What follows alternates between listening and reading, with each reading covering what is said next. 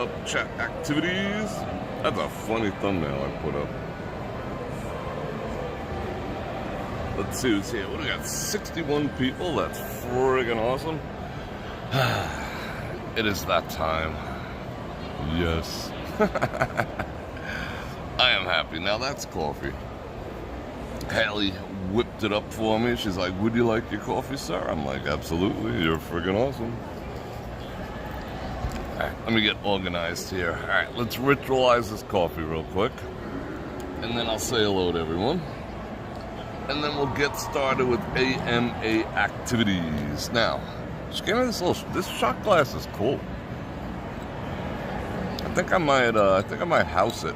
If I'm perfectly honest. I mean, I think I get to house it after all the big fat juicy tips. I mean, that's a nice one, right? Alright. I think I'm gonna start with all of it. Ooh. Alright. Let's incorporate that. And if need be, we got some more on the side there. This is my favorite coffee in all of town. Well, I would say favorite in terms of strength and just absolute pureness, lack of bitterness, the whole bit. You know how I go all connoisseur on coffee. But as far as high testness goes, it's still win floor coffee. Wins by a landslide. It is so strong. 2 of those, palpitations. 3, you ain't sleeping for a while. Alright. She even gave me that cute little cup. Shout out, cute little cup. Ah, yeah. I want the foam. Let's get the foam activities. And it changed everything ever since I started asking them to steam it. That was game-changing. Because the first couple of people used to give me, like, cold milk. And I don't know for what reason. I was like, I didn't like starting trouble. Everybody's always accusing me of being a troublemaker. You know? So I bit my tongue first couple of times. Like, put cold coffee, cold, like, refrigerator cold milk and beautifully tempered water, coffee, whatever. And it's just like, bleh. No. Alright. I think we're ready. That's freaking handsome. Let's zoom in on that. It's freaking sexy. Look at that. Should I draw like a cat or something in there, like a real barista? Look. Check out the freaking... Look at the camera capabilities. That's awesome. Want to see a Christmas tree? You want a Christmas tree? That's a Christmas tree. Alright, you want a cat? There's a cat. Does it look like a cat? Yeah, it looks like a cat. Oh, what does it look like? Alright, let's see. Plop!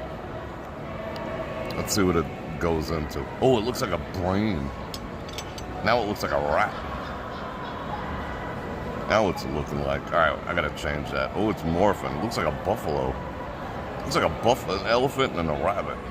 Alright, let's do that again. Having all the fun. Don't play with your food, Bror Fredrik. But I like playing with my food. Music is stupid loud. Last night, just walking around the outside of RW and the outside of the FB, I got 7 copyright claims from outside music. Like, from outside music. I was like, holy shit. I ended up fighting that all night. Troll brand coffee. Coffee brand coffee.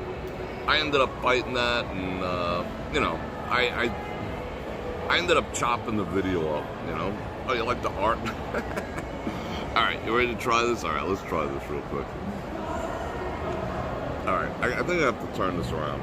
More proper leverage. Alright, let's see.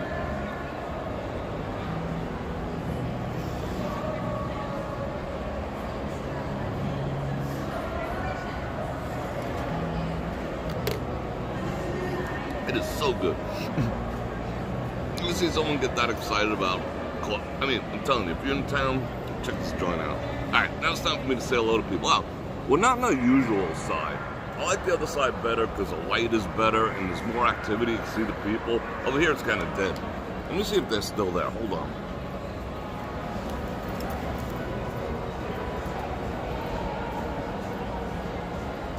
Yeah, those two like split and old fashioned, and they're like taking a sip every 5 minutes. So I think we're stuck here for a while. I want to boost up the exposure, just an RCH or a couple of RCHs. Oh, that's better. All right. Let me get rid of this one commercial that I'm looking at. Go away. What is it for? I don't care. 116 people. That's more like it. All right, now we're ready to start. Let me enjoy some coffee, and we'll get started with AMA. But I had fun live streaming last night. Parked at the RW. They were fixing to charge me $18 to park there, but I went to the booth. It was like a freaking hour. Oh, it's exaggeration. It was like half an hour. And finally they were like, oh, we can't find you on file. I'm like, oh, what email address did you use? And I have like 400, and I use like shitty ones, for cards, for, that type of stuff. So I did actually end up remembering it. So I went down there, and I put my card in. They're like, oh, that's for next time, because you didn't come in with a card. So I still had to pay the lousy $18, but, it is what it is. But I had fun. Hanging out at the FB and everything.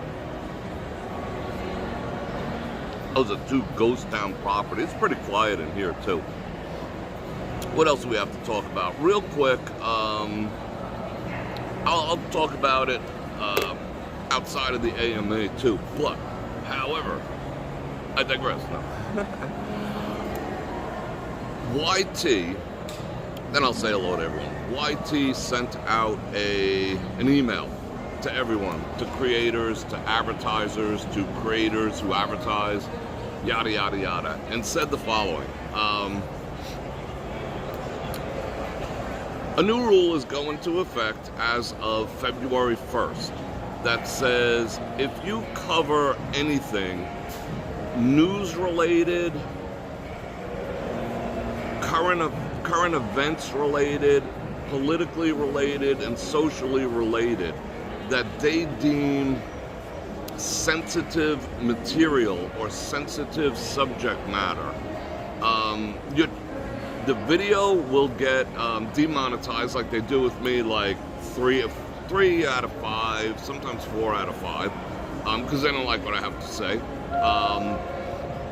And they said, if you're a repeat offender, we're just going to ban your channel. And they came out and said that's going to start the 1st. And it's like pages and pages and pages. So I'm trying to figure out what exactly sensitive subject matter is.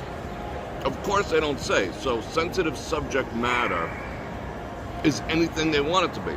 If they consider it, there's no bullet points underneath it, no examples. They just said, if we deem it sensitive, which means someone will get butt hurt, if you say, I didn't believe that, we spent 2 years putting a thing over our face, that's sensitive. Some people are going to get butt hurt. If you cover politics, of course people are going to get butt hurt, Of course it's sensitive. It says if you cover anything where you make one side weak and the other side the aggressor, whatever that means, like, you're an idiot if, X, Y, and Z, if you don't believe that 300,000 people a month should be running across our border, someone's going to get butthurt. So basically what they said was, don't cover news, current events. They even said the weather. They don't want you covering the weather, might be sensitive. Scenes of tornadoes and shit like that is sensitive. That they did say. They did give a couple examples. Sports with fights in them, like a hockey game, and you want to cover, the goalie and someone else go in fisticuffs. They were like, nope. It was pretty shocking, and that's going to start February 1st in another week and a half. Basically, how I interpret it was, they want to get rid of independent news sources. You know, that's what they're attempting to do. They want to get rid of anyone who's doing commentary on the news, anyone who's taking deeper dives into the news, anyone who's showing, like, if I showed, remember when they had the protests and they did the faux arrests in the middle of the street of the workers and whatever, that would be banishment, you know, for that. People arguing, banishment for that. What else? Anything, you know, anything that butt hurts. And their reasoning was as follows. Goes against our community standards, yada, yada, yada. But they said that advertisers are refusing to run ads on anything that they deem sensitive. And I call bullshit on that, like straight up. That's like saying they're not going to advertise on CNN or Fox or whatever, because they do, and they pay millions and millions and millions of dollars a day to do so, because controversial and deep dive subjects and politics and current affairs and cultural things, they get the most views, you know, they get the most eyeballs on them. You know, you put up a channel that had nothing but puppies and kittens, you know, no one will watch it. You put up, you know, bum fights, everyone watches it. It's just the nature of human beings. So it's bullshit that it's advertisers who are doing it. Oh, we can go on the other side. I think I want to go on the other side. It's too loud over here. But, long story short, excuse me, long story short, I think it was the right time for me to make my decision to start a separate platform for just those issues. And I'll keep it, you know, I'll still be me over here, to a degree, because, you know, every single one demonetized, that's a bit challenging. So, you know, basically you can't talk politics, you can't talk religion, you can't talk bad weather events. You know what that's to cover? I'll tell you what that's to cover. If you start talking about how, you know, green energy and, oh, someone over there already? If you start talking about green energy or how, you know, it's all, you know, global warming is a bunch of BS, that's what they meant by illustrating weather. So clearly, they're on a mission to, one, affect what's going to happen in November. That's obvious. You know, they don't want truth coming out, per se, or conflicting opinions to the narrative. So, friggin' yikes. And they want to get rid of independent thought, you know, and freedom of peaches. So, I think I pulled the trigger at the right time. What are the top 2 best places to eat shrimp? Okay, I'll give them to you. You know what? Don't say I never told you.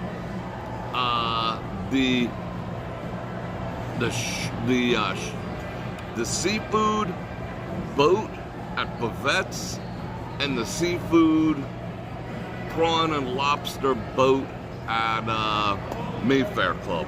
The absolute freaking best. And then there's the 99-cent shrimp inside of Fremont, all the way in the back, in that little cafe no one knows about. All right, I'm gonna move. You ready? Then we'll do all the what's what. All right, I gotta start bringing my stuff over there. We're gonna do coffee cam on the way over. So I gave you the 3 best places. Yeah, so YT's fixing to do some dirt, you know? But, like I said,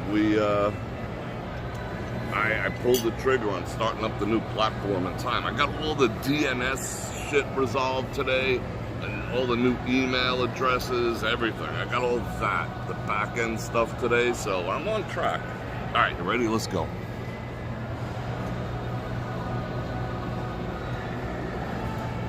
Who can it be now? All right, let's do coffee cams. I got all my stuff. Oh, I kind of left a mess. That's rude of me. They might not invite me back. Who can it be now? I thought I'd give them some love. True Food Kitchen. Alright, let's get back on the coffee cam. Yeah, I like that side better. You know, if you walk backwards while you're carrying liquid like coffee like this, you won't spill it. You see the forward momentum? It's some kind of physics thing. See the forward momentum does that? Watch when you walk backwards. You see how it instantly calms down when you walk backwards? There's a scientific principle behind that. I just can't tell you what it is. Something about Newton's law of forward momentum or some bullshit. Okay. So, like I said, hopefully I'm going to beat the February deadline. Otherwise, I'm really going to have to watch what I say.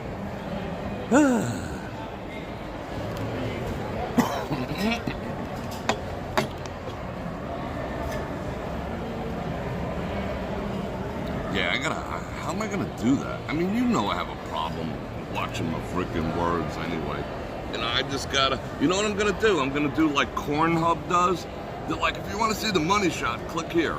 You know, I'm gonna do, not that I know personal experience or anything, but that's what I'm gonna do with that. You know, I might touch on a topic and say something like, well, you know, to see more, to see, you know, an in-depth conversation like this, click over here. The law of inertia. Inertiisms. Yeah, it might be a law of inertiisms. What the hell is that guy doing? Alright. Let me see. Joke you. $5 to fight the power. Thank you very much. Let me see if I missed anything else. And I know it's AMA day, but we got a ton of time. I'm not worried about time. Time is on our side. Yes, it is. It's not gonna be anywhere till like 8. So we got plenty of time.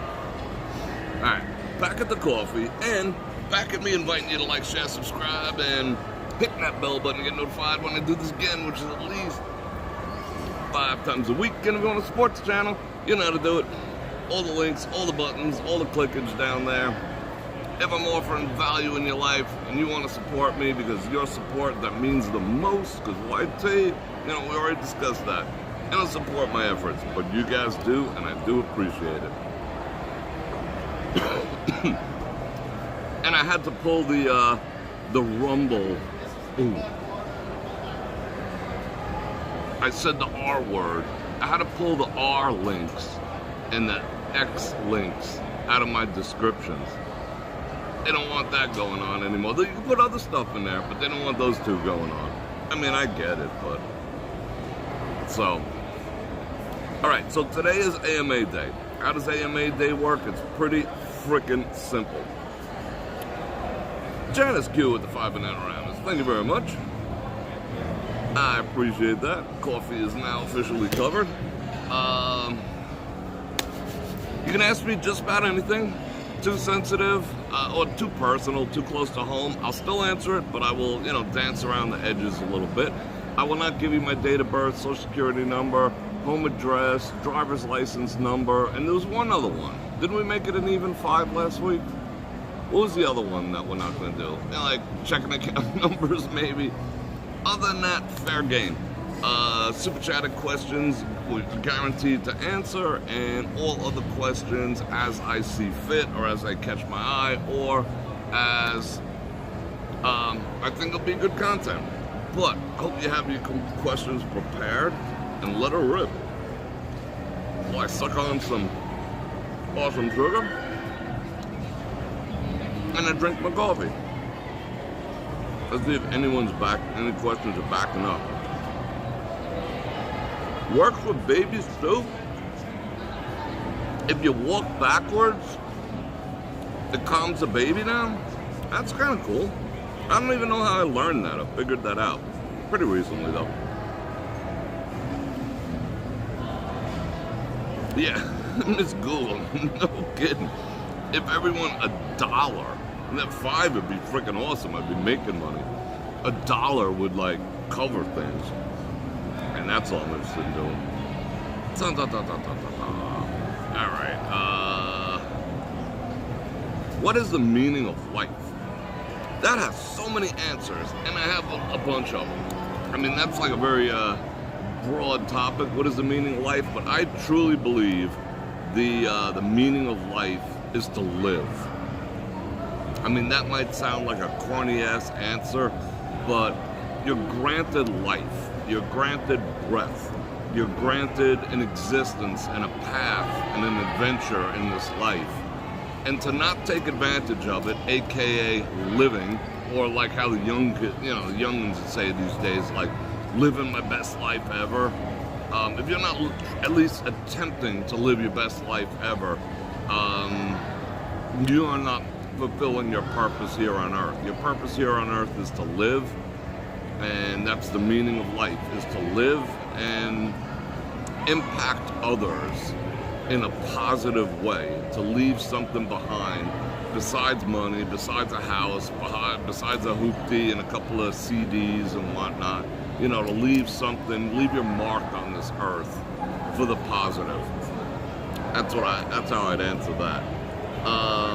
No, I'm Miss Google. I'm back with I'm okay with the 5. I don't want to, I'm just saying. 1 covers it. 5 would be like, hey, I could actually make a couple bucks doing this. Am I going to cover the Consumer Electronics Show? That, like I said, I had media passes, but I chose not to use them because they informed me that they would require me, because they were media passes, to actually interview people. And I have too much to do. I wasn't there for business. I just, kind of snuck a pass. Not snuck it, it was a media pass. I didn't feel like interviewing people. Hey Steve Jobs, why is the new iPhone, 0.05 ounces heavier than the old iPhone? I just don't have the patience for that, So once I found that out, I kind of backed out on it. So, and I don't think it would be good content either. I mean, I would say that would be like one of my least watched videos, of all, because I mean, I do some conventions, but I just goof the F off, and that can become entertaining. But if I don't have the ability to just, talk shit and stuff my face with free cheese and, just basically, be a big dumb kid in a candy store, it's not really fun. Most people, it'd be like 40 people watching. So it wasn't worth the 6 hours to go there. What is my choice of kitchen knives? I use Hinkle. I've had my Hinkles for like 25 years, and they hold an edge. I try not to wash them in soap because it's not good for the metal and it's not good for the edge, and I do sharpen them on occasion, like you should learn how to properly sharpen a knife. I believe everyone should. And I do use a steel on it, so I keep them in pretty tip-top shape, and I mean, they're like new. As far as an edge-wise, they're probably sharper than new. The only knife that's in that Hinkle set that actually sucks, and that Hinkle set was not cheap. It was like $300 with the steel and the block and everything. But I'd say I got my money's worth because I've had them like 20 years, is the little paring knife. The paring knife is so thick. It's as thick as the big butcher blade. It's like this thick. And it just comes down to a point, and I've never, ever, ever been able to put an edge on that steel. I don't know why. But then I went out and bought I actually use a Fisker's fish fillet knife that you get in the sporting goods store.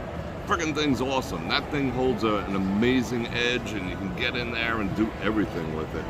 So those are my two. How you doing? Let's see. Do I entertain dinner guests? Oh, I see the watch question taking place. We'll get to that. Remind me. Do I entertain dinner guests? On occasion. Mostly I did it for holidays. I did it for Christmas. I used to do it way more than I do now. Now I just don't have the time to entertain the way I'd like to and want to. you know, and then, you know, some of the people that I would like to entertain, I don't have a lot of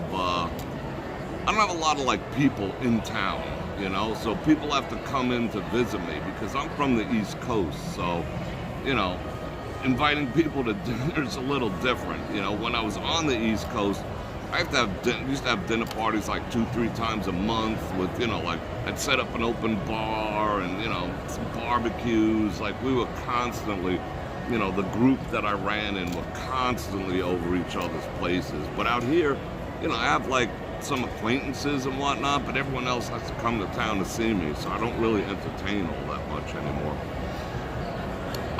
Let's see.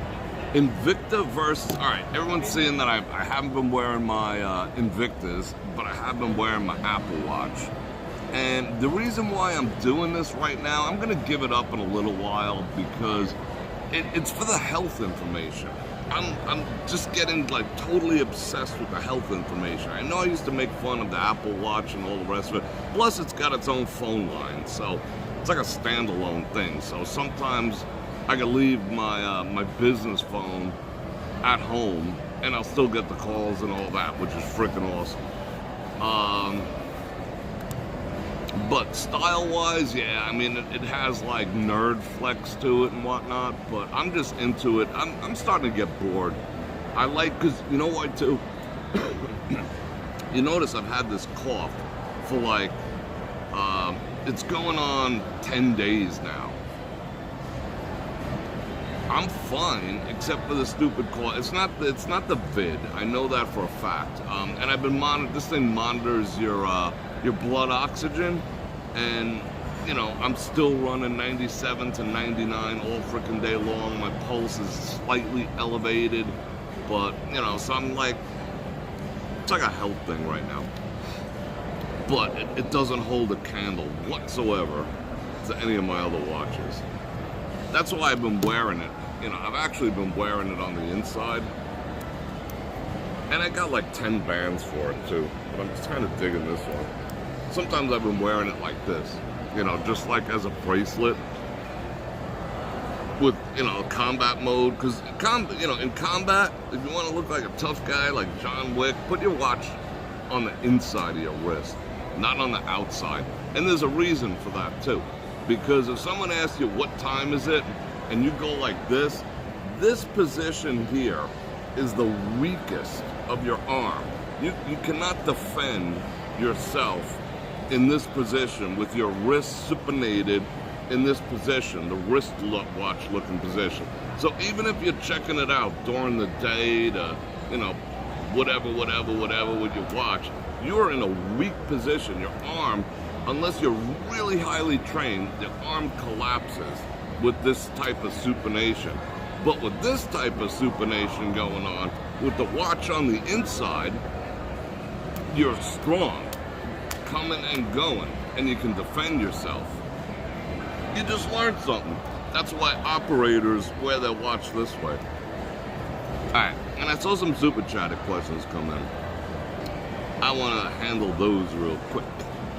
Bror, you're a classy man that knows a lot about food. Have you ever thought of opening up a restaurant?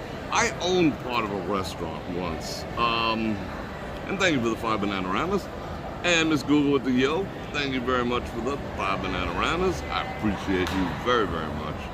And Chris, Nat, and Frank, I appreciate you too. And happy Friday to you. What's up, Frank? We got photobomb activities.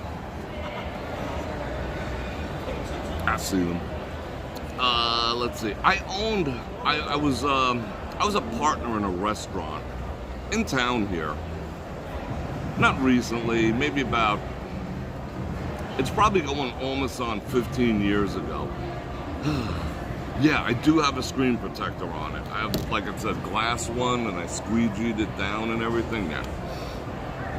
Put one on the phone too. I don't have one on my Samsung. The Samsung, I could put like keys and every other freaking thing in my pocket, and the Samsung screen never ever scratches.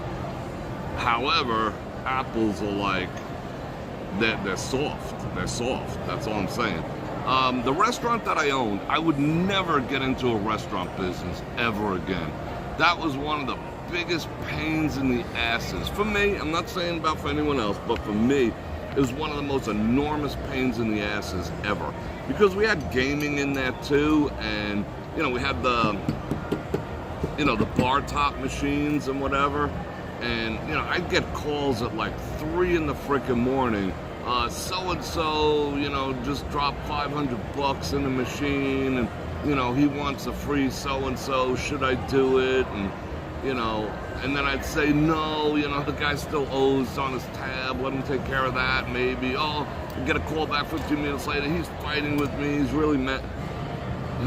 That was a drag. And just the amount of labor involved in running a kitchen and kitchen staff and who didn't show up, and, you know, I mean, I understand that a cheeseburger in a full-blown restaurant is not cheap. You know, there's a lot of shit that goes on.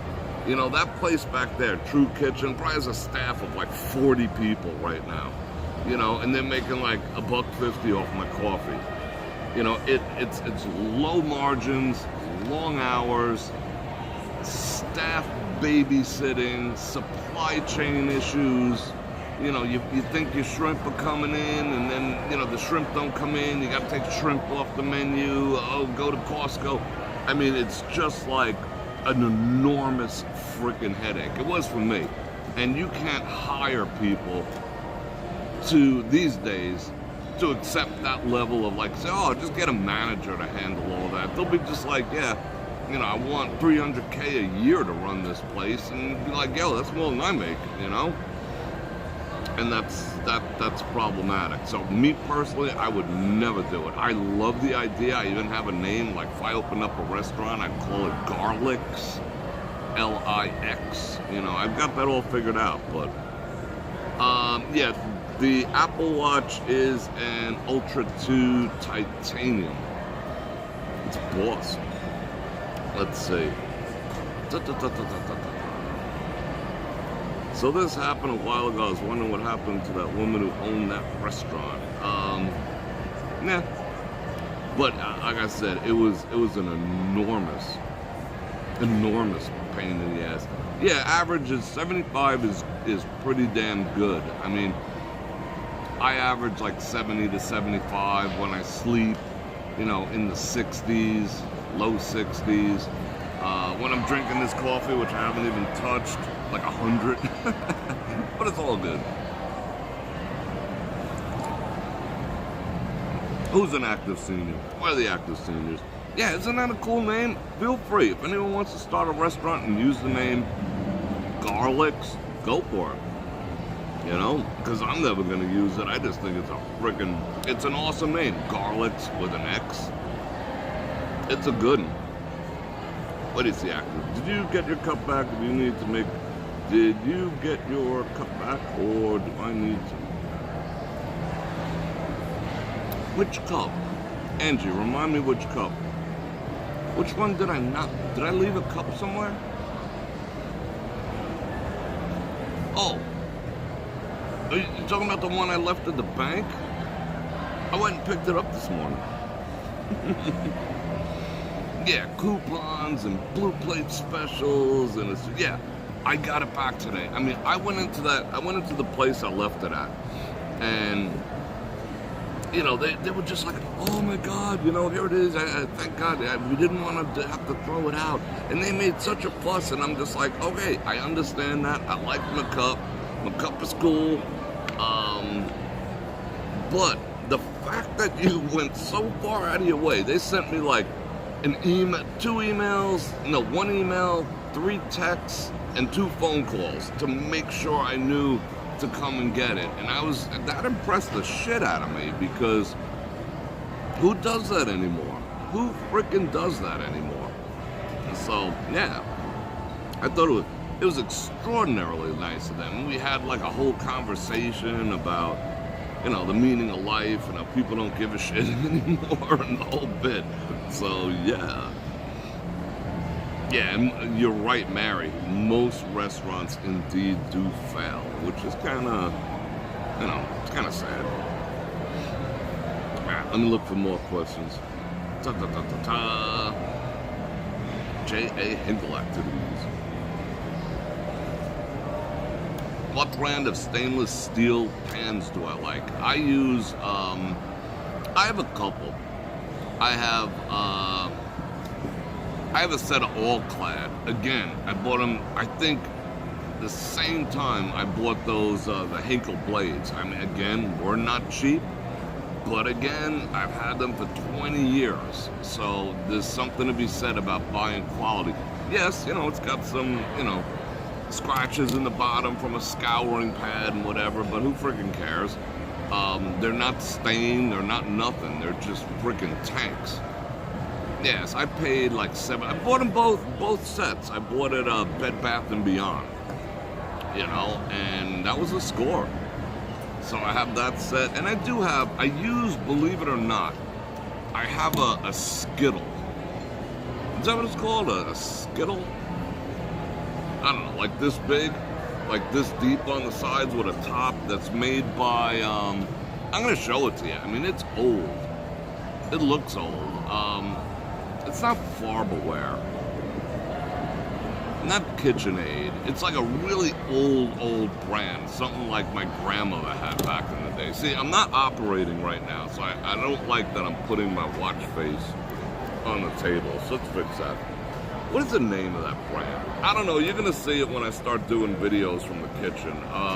I do a lot of cooking in that because it's got the lid. You can control the temperature. I don't have gas, which sucks. I mean, it's very rare anywhere in Vegas you find anywhere that has gas, and I don't like cooking on electric. So I found that as a good compromise. I can make it's like this big, so I can cook a steak in one side. It gets really freaking hot. It goes up to 450. Cook a steak in one side, I can cook something else in the other side, and I could cook eggs, make an omelet in this half, and fry up some bologna on the other side. It's not Dexter, it's not Cuisinart. It's like a real old brand that no one thinks anymore. I'm thinking L, that it has an L in it, but I'm losing it. Have you ever gone through the process of reinventing yourself? Ask Tom. A lot. A lot. Keep coming up with those names. I'll tell you. I think it's Hamilton. I think it's Hamilton Beach, which is an old-ass brand. I am on version 7.5 of me. Every time I've moved, every time I've started a new relationship, being honest, every time I've purged people from my life, every time, like now, starting down this new venture with splitting my time, with, doing the YouTube thing and the new platform and the new other business. Yeah, I take the opportunity to reinvent myself a lot. And I developed that when I was a kid. Like every time we would go on, from the time I was small, every time I would, summer vacation, I would endeavor to come back into the new year with the same freaking kids as a new person or a new personality. Not like perpetrating a fraud or anything, but I always viewed that as a sign of growth. I would analyze what I didn't like about people, my fellow students. Even at a young age, I was like this. I would analyze what I didn't like about them, perhaps what they didn't like about me, how things that they did that annoyed me, things that I did that probably annoyed them, and I'd analyze that, and I'd just call, well, new year, fresh start, new school year, and I've been doing that ever since. At every, I've always viewed my life in chapters, so I can write 5 books, I can write an encyclopedia, but every chapter in my book, my book of life has created a new version. I mean, lately it's been dot versions, not like, big renovations or anything, but dot versions. Wood cutting boards, absolutely. I've been digging the bamboo ones. The worst ones, I mean, I've had some hard plastic ones, but those shits are impossible to clean, but they're better for the knife, so whatever. I mean, they are better for the glass is the worst. Don't use a glass cutting board, even though supposedly it's more sanitary. They'll just destroy your knives, you know, and that sound is like, ugh. But bamboo seems to be a good compromise. Buster JC with the 5 banana wraps. Our YT relationship is approaching 3 years. Buster, you've been around since like the dawn of time of this channel, and I do appreciate that, so thank you. Yeah, natural gas is way better for cooking because you can modulate it. You know, with the electric, if you have it on high to kick off the boil, let's say, or to start the boil, and then you just want it like at a little, like you're cooking sauce, right? You want it at a little rolling bubble or a little, you know, you want it to simmer. You literally have to take it off, put it on another burner, wait for that burner to cool down, and then put it back on. Otherwise, your shit's just gonna burn, you know. And that's, yeah, I rue for, and it just doesn't come out the same. It doesn't come out the same. Sylvia, you made reservations at the local True Food Kitchen. All right, cool. That's awesome. I'd be curious. I've never eaten anything but a little bit of breakfast over there, so I'm curious to see how it works.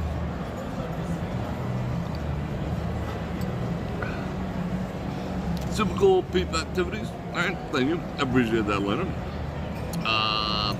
Linda asks, what is the master plan for the Super Bowl? Am I staying home or did I score me some tickets? I don't think I could. That's like a little too crowded for my taste, but I say that about everything.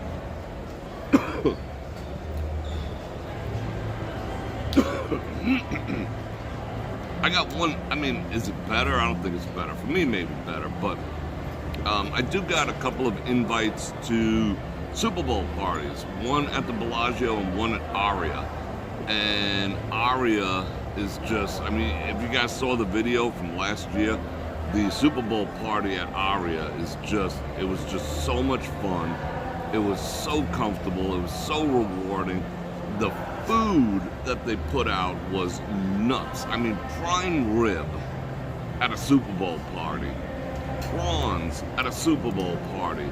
I mean, it was just over the top. And the cheese, let's not forget the cheese. It was fun, and they had activities outside to do, and models, and pictures, and challenges. Oh, this music just got stupid loud. It was just fun. So I think we're gonna do that. I think we might just go do that. Yeah, I have a cast iron, I have a full set of cast iron, but I don't use them enough to truly season them. I do have a cast iron griddle, you know, with the lines, and I do cook my steaks on there. And then I throw the whole shit in the oven. You know, I like get the sides, you know, the X pattern, and then I toss it in the oven with the thermometer in there to finish it. Oh, I forgot to take out my nightly ribeye that I butchered from my standing rib roast. I eat one a day. I have like 3 left. I forgot to take mine out of the freezer this morning. Damn. All complimentary. No, yeah, you never heard of it. The Aria, I mean, the Aria was getting freaking roughneck for a while there. It was getting a little bit gangster, you know. There was like a lot of fights in there, like right after they reopened. It got like to the place where I was just like, I don't think I want to go to the Aria, you know. High likelihood of getting jacked in the parking lot or something. But they got a grip on that. It wasn't too bad. Jason O, did I get that right? Welcome to Team Bror Nation. Thank you very much. I do appreciate you becoming a member. I do like Aria, but the way, and it is a large cast iron. I do like Aria. I think, I mean, given the choice between the coffee at Aria, Bellagio all day, even though they both have the stirrer sticks. Yeah, I still lean more towards the Bellagio for some reason than Aria. You know, I just don't know why. But I enjoy Aria. I enjoy the people there. It's cool. I like being I'm a city center type of guy. Left to my druthers.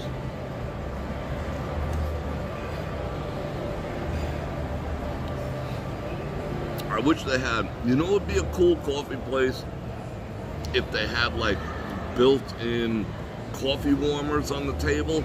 You know, like, so if you're yapping and talking and whatever, like I'm doing now, you just sit it on the warmer and it stays nice, and because it's like getting cold already.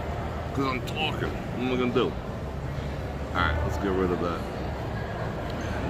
That was only the second commercial. What are we at? 45 minutes, got 2 commercials. That's about on par. Not bad. It has been cold in Vegas by our standards. Got up this morning, it was 36. Went to bed last night, it was 32 even. And I think today went up to like 45 or something. Yeah, coffee just like, yeah. I mean, that's the next thing I'm gonna have to ask him to do, is heat the cup first. You know, you put hot coffee in a cold cup, is what it is. You know, it's like if you have a cast iron tub and you fill it with hot water, but it's, you know, the tub itself is 70 degrees, yeah, it doesn't work. They do warmers at IHOP. Really? I didn't know that. I haven't been to an IHOP or a Denny's since like the maybe the Cretaceous era. Maybe the Jurassic period. I don't know. It's been a long, long time since I've been there. Tom Lars. I used to go there all the time and just chill. Well, I can't eat anything there per se. You know, I'm sure they have like some gluten-free options, but I'm not paying, you know, 8 times the price for like a third of the size. You know, that's like an insult. The Bellagio, I like that. And I have more relationships with people at the Bellagio than I do at Aria. You know, I know some people who work at Aria, but you know, not the amount of people that I know that work at Bellagio. So I think I get treated a little more personal. I wouldn't say better, I would say personal, you know, because they know me. Hey, what up, you know? Yeah, ribeye tomorrow. So what the hell am I gonna eat tonight? I look forward to that nightly ribeye. The dark meat around I'm getting to the place where like the dark meat is like this big on the outside of the ribeye, and you eat it with your fingers and the grease is dripping off them. I love it. I love it. There's some guy behind. There's always some guy behind me. As long as he ain't like doing this or something, you know. Let's see. My friend Tim lives. So, oh, you go there a lot, cool. Having PJ's Southern pecan pie. That sounds good. Do you miss your first car you ever owned? And if so, would you like to find it? That's a good question, Linda. The first car I ever owned was a 1970 Grand Prix. That car was a monster. I think it had a 454 or 455 in it. I forgot which. I think a 455 rocket or something. I don't know what the hell. It had a big freaking engine in it. I think it had or a 440 or a 436. I forgot. It was a Chevy. Anyway,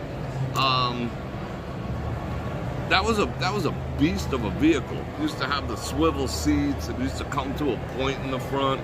I love that car. I would love to have that tank back right now. That was a fun car. Let me see if I can even pull up a picture. 1970 Grand Prix. Yeah, you want to see it? Oh, this is the exact same one. That was mine for sure.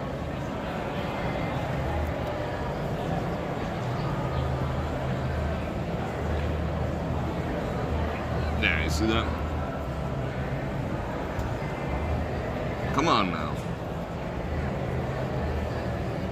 That was my very first car. And it had the same wheels. I mean, that is identical to my very first vehicle. I bought it from a neighbor. You know, the car was like, you know, 15 years old when I bought it, maybe 20.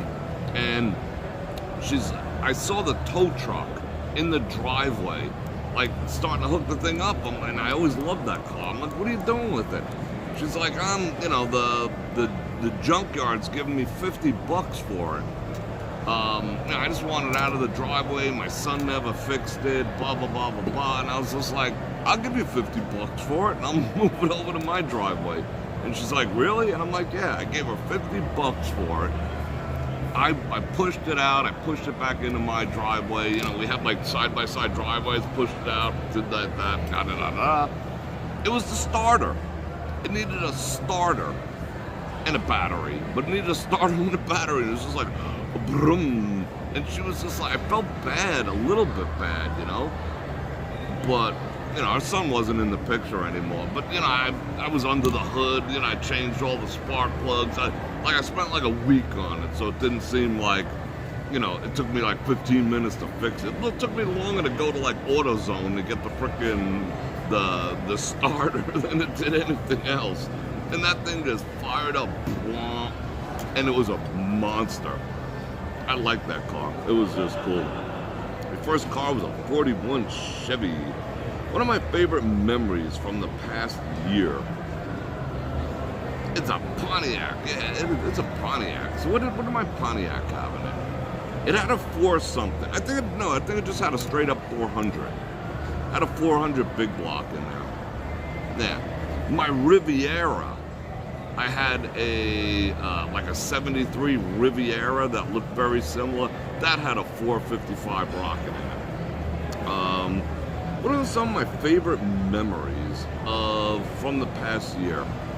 I would say F1 was pretty up there in terms of fun and exhilaration and all the rest of that. I would have to give that one a pretty good thumbs up in terms of, you know, like having done something. I would say meeting a bunch of you out there at the Bror Nation get-together March of this year was pretty freaking awesome. This year was filled with a lot of like highs and lows and highs and lows and highs and lows. I cut a lot of things, and I cut a lot of people out of my life this year that just weren't serving me. I became far more aerodynamic, you know, in order to, you know, for my own sanity, for my own financial and mental health, and that's been good. So I can't really point on one specific thing, but as a whole, I think I've become more aerodynamic. That'd be the best way to put it. Yeah. A 77 Grand Prix. You know what else I had? I had a 76. I bought a lot of 70s cars. I had like a 72, because that's all I could afford back in the day, you know, it was freaking hoopties. So I've owned a lot of old cars, and I learned how to fix cars because of it. I had a 72 Pinto. There was a 72 Pinto. I put like bicycle tires on the front and mags on the back, you know, to compensate for the fact that it was a Pinto. But it had a 2.2 Turner engine on it, so it moved. I had a 76 Monte Carlo that was painted similar to like Starsky and Hutch. It had like a white Landau roof, and it was bright red with a white leather interior, and it had the same swivel bucket seats, you know, and everything. That was just like a PIMP looking vehicle. And I put Kragers on everything, and the Kragers were on there. Oh, a 77 Plymouth Sport. I learned how to drive in a Plymouth Fury. That thing was a boat. That thing was a boat. Driving, it was frightening. Driving down, like, you know, the Alphabet Avenues in Brooklyn and whatnot, trying not to hit all the double parked cars in a frickin' 77 or whatever it was. Full size, you know, Plymouth Fury. It's like a Fury 3 or something. Yeah, that's weird too. I had a 74 Gran Torino also, white with a blue Landau roof.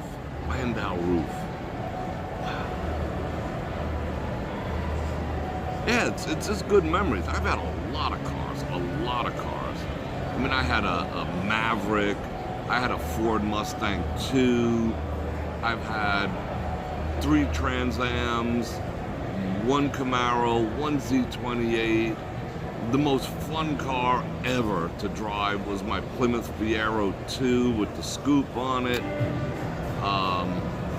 I've had Caddies, I've had Benzes, I had 1 Lincoln, I had 3 vans, I had a Toyota pickup truck, I had an M5, I had a Ford Econoline van, I had 3 motorcycles, including a GSXR 1100, bored out to a 1306. What the hell else did I have?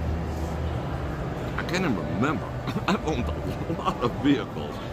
I had a Plymouth Eclipse that was dual turbocharged. That thing was stupid. I blew that thing up. It was so fast. Remember the Eclipse, the Plymouth Eclipse? Remember that stupid thing? I blew that. It was twin turbocharged, 4-cylinder. It would blow away everything. It would blow it, like, it was so, like, you'd pull up next to me. It's a little Japanese vehicle, like, you know, I could barely fit in it those days because I was a little bigger. And it was just like, ying, ying, ying, and, you know, any car. Like, I don't care what it was. Pull up next to me, a Corvette, whatever it was, a Porsche. This thing would just smoke it. You know, once the it had 2 turbos, one kicked in at low RPM, the other one took over at high RPM. So it had torque off the freaking line. It was a monster until the engine, it just cooked. It was an aluminum block engine and it just freaking melted. How are you? Good, how are you? Good, thank you. Yeah, that was fun. Yeah, that was just a fun vehicle. What else did I own? I owned a Chevy Cavalier at one time. I owned, I don't even remember how many cars I've owned. They're all good memories though. I owned 2 bass boats, 1 John boat. I've had a lot of vehicles in my life. Yeah, M3 was awesome. I had an M5. That thing was a beast. The craziest thing I've ever done, my whole life has been kind of wacky. And would I do it again? I think the craziest thing that ever happened was the story about being on Ted Turner's ranch and being hunted by cougars. And I don't mean the kind with, like, you know, tight clothes on. But like, you know, spandex. Like literal cougars. Me and my buddy were hunted by cougars. Yeah, that was pretty, but I'd do it all over again. I would do it all over again. I would do my whole life over again, sans a couple of experiences. But you know what? If you took away those experiences, it wouldn't be my life anymore, you know? Who knows what would have happened? For the joy of Vegas, how are you? I miss driving a stick too. Yeah, you gotta, you know, you're connected to your vehicle. You know, my favorite stick car to drive was, you know, my Trans Am had a hearse in it, whatever, had a 400 in it, and I couldn't use first gear because, like, you know, it was just that powerful. So I mostly drove it in second and whatever, and yeah, I miss driving. I had a GMC van, a 1500 that had a 3 on the tree. You know, and it was like a miniature, like, RV in the back. It had a fold-out bed, you know, if this thing's rocking, don't bother knocking type thing. But it had a 3 on the tree. Crypto, 1 month, welcome, and I thank you. Do I invest in stock? If so, what? I don't necessarily. I pulled out of a lot of stocks. I do have a few mutual funds. I do futures on occasion, and I do dabble in Forex. I have a pretty good, but on Forex, I'm in and out like the same day. I do not go to close and weather those spikes that take out all your freaking stops and whatever.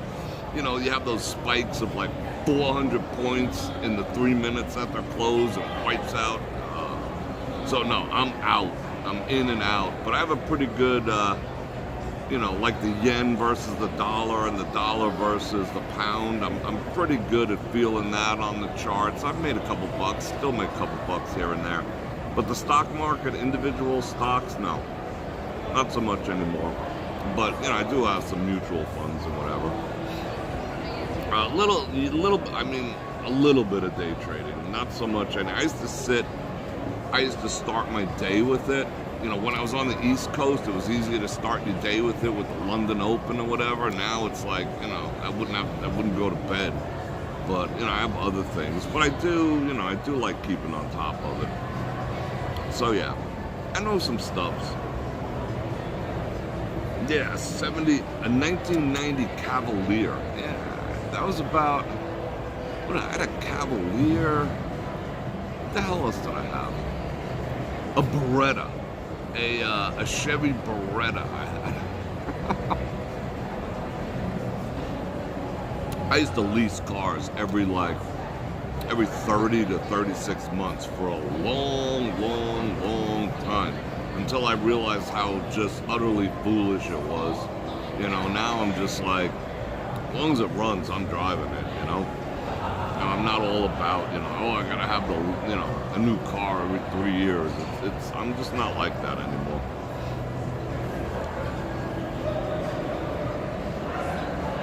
I have an E34 Ford and 37 chops. Ooh, that's freaking sexy.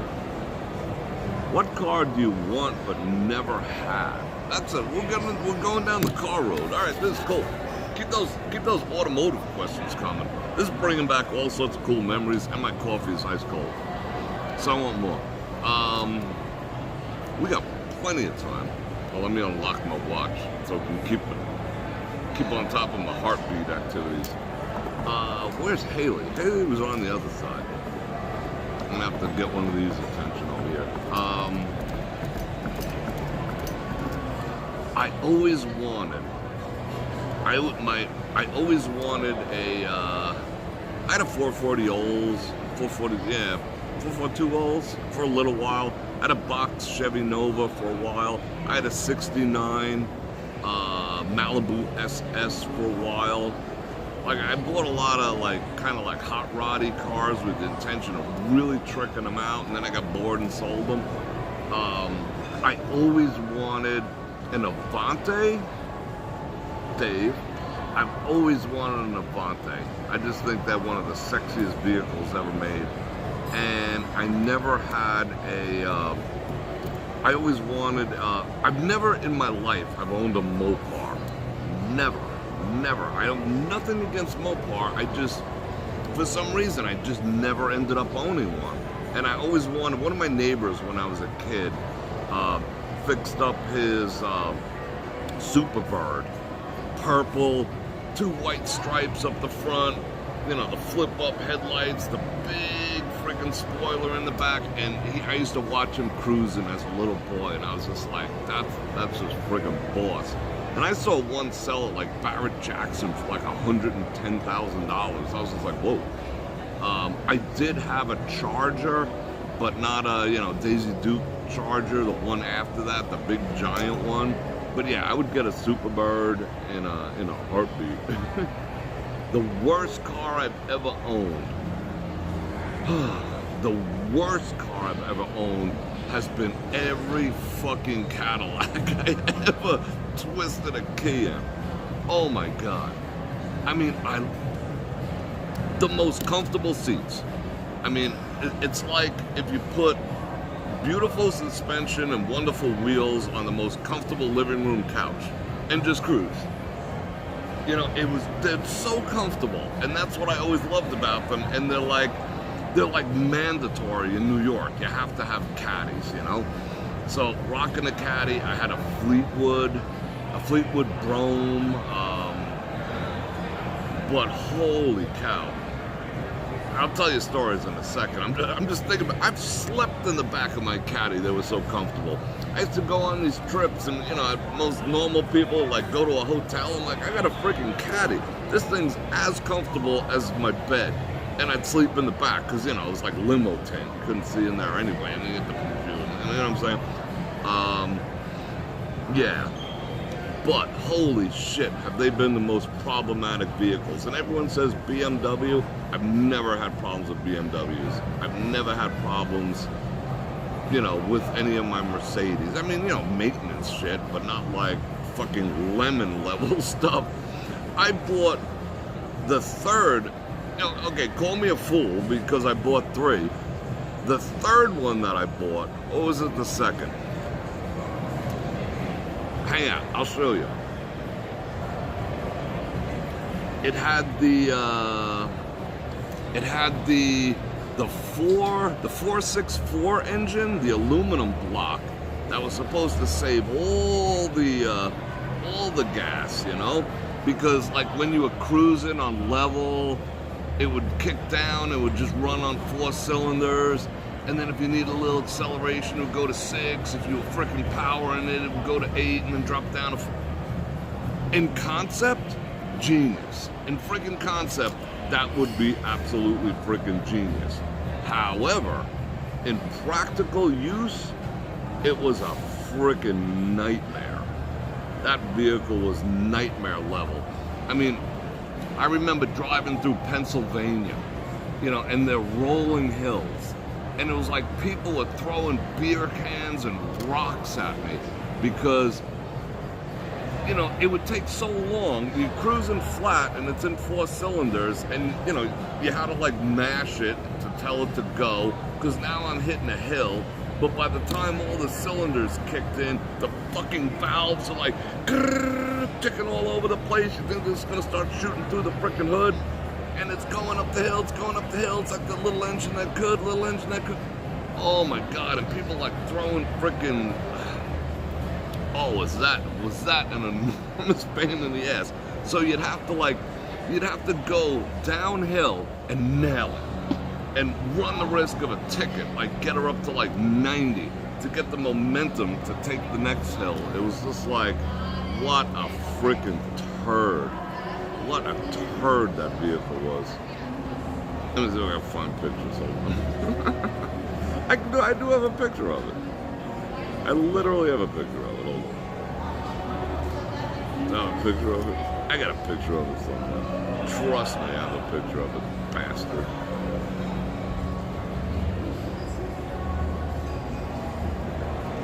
I'll find it. But yeah, that car was... And the other one, I mean, I remember, you could fry eggs on the hood of every Cadillac I ever owned, you know, and they just got so hot. And then they went to the aluminum engines, and it was just like, no. But they were the most comfortable, literally the most comfortable ever. Let me see, I know it's in here. I gotta organize my shit. Make it, oh!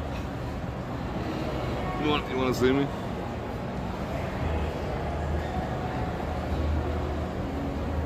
Alright, I gotta hold this to the side. Alright, there you go. You ready?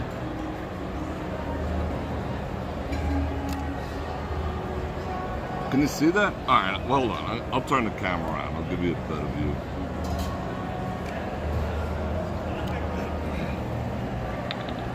Alright, I'm gonna have to rid ourselves of that. Wait, hold on.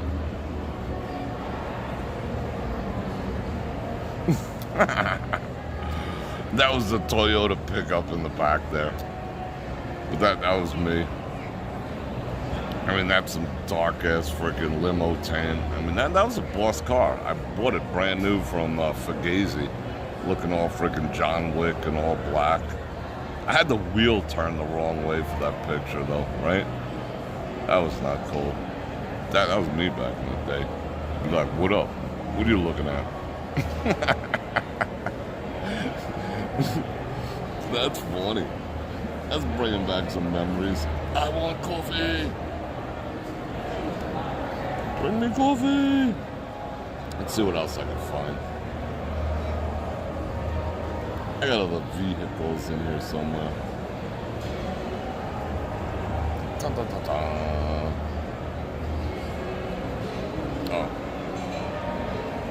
That wasn't mine, but I thought that was cool too. Yeah. I look at that. A Schwinn with a shifter on it. That's just a freaking boss. I did have one similar to that. It's the only thing my dad ever bought me. Dick. Alright, here we go. You ready? Ready to go way back in time? Bonk. That was my that was my first Fiero. That was my first Fiero back in the day. What up? See, I always rocked facial hair. I always had that freaking attitude. That with the chain and everything. But that car was like super fun. That was the most fun car ever to drive. How do I get a coffee out of this deal? Who do I gotta sleep with to get freaking coffee over here? Holy shit. I need more coffee like now.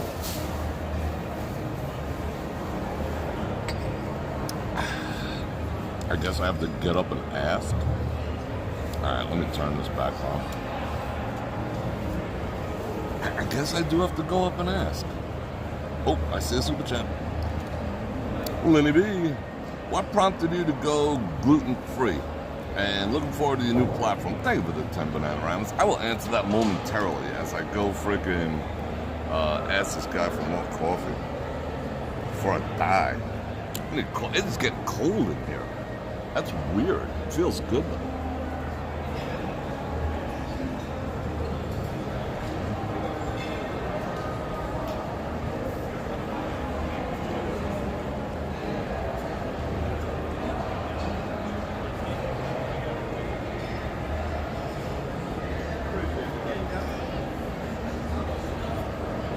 All right. They call it my coffee. They get the coffee? Yeah. All right. What prompted me to go gluten-free? It was strictly an accident. I mean, I'll be 100% honest. It was an accident and an experiment that I will regret till the day I die.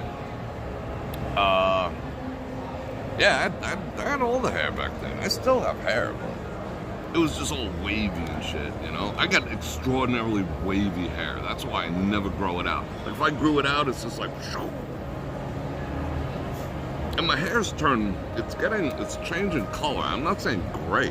It's like, it's actually getting darker and more black, you know, the older I get, which is odd. You'd think it'd be turning gray. It's turning black. I don't think I look good with black hair. All right, I was having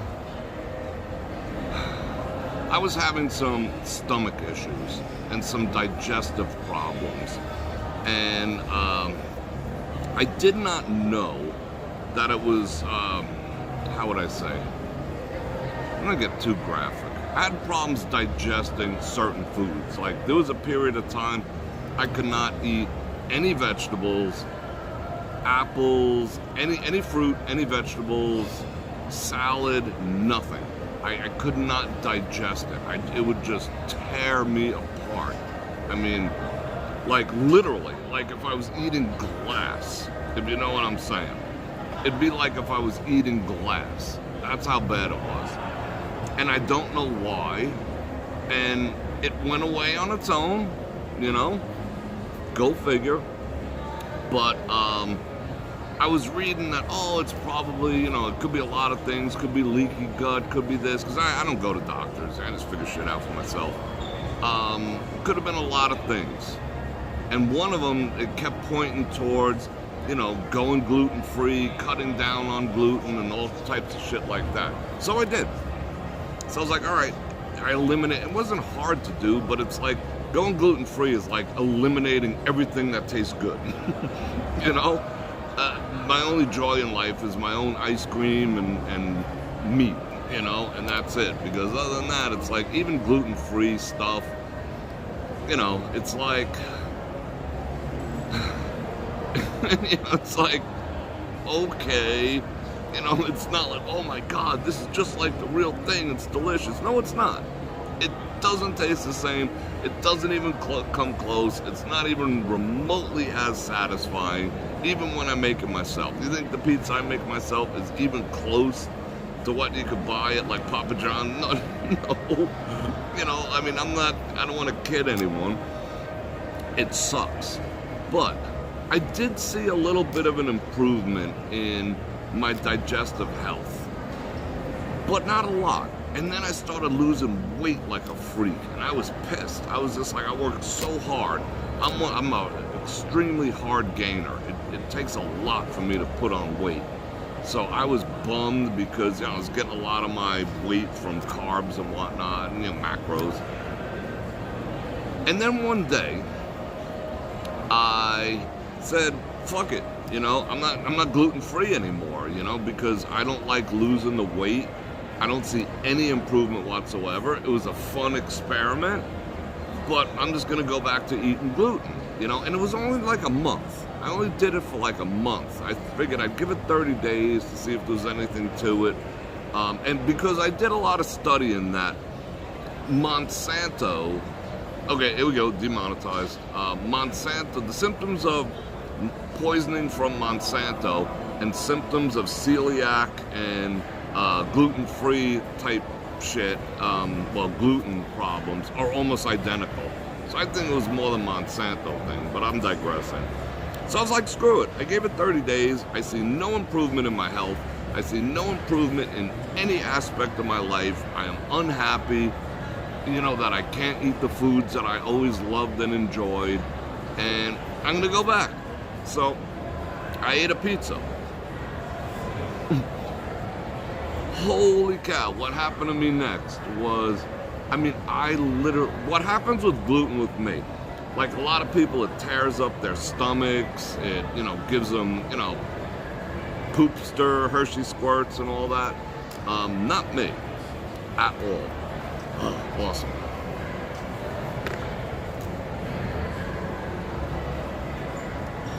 That is fabulous.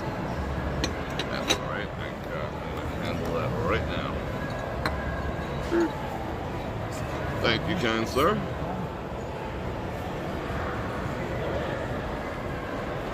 It took me extra sugar. I was gonna put in the pocket. All right, let's build it. All right, let's get back to the story.